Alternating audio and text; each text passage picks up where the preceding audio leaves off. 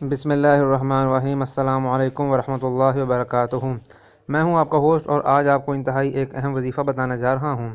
یہ وظیفہ ان بہنوں اور بھائیوں کے لیے ہے جو اپنی بیویوں کے ساتھ یا اپنے شوہروں کے ساتھ جب ازدواجی تعلق قائم کرنے لگتے ہیں تو ان کو یہ ڈر ہوتا ہے کہ بیوی ساتھ نہیں دے گی یا جو ہے اس کا شوہر جو ہے وہ ساتھ نہیں دے گا۔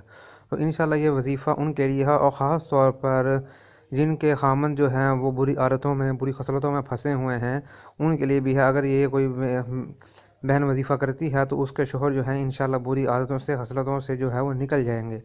اور یہ وظیفہ جو ہے ایک خاص لفظ ہے الولیجو، صبح و شام اس کو پڑھنا ہے، اور جمعہ کے روز پڑھنے سے جو ہے انشاءاللہ جو ہے ہدایت بھی نصیب ہوتی ہیں۔ اس کے علاوہ جو ازدواجی تعلق ہے اس میں کوئی بھی مسئلہ ہے تو اس وظیفے سے وہ دور ہو جائے گا۔ تو اس کو بہنوں کے لیے تو خاص طور پر یہ وظیفہ ہے کہ ان کے شوہروں میں اکثر مسئلہ ہوتا ہے، باوضو ہو کر صبح و شام یہ وظیفہ پڑھنا ہے۔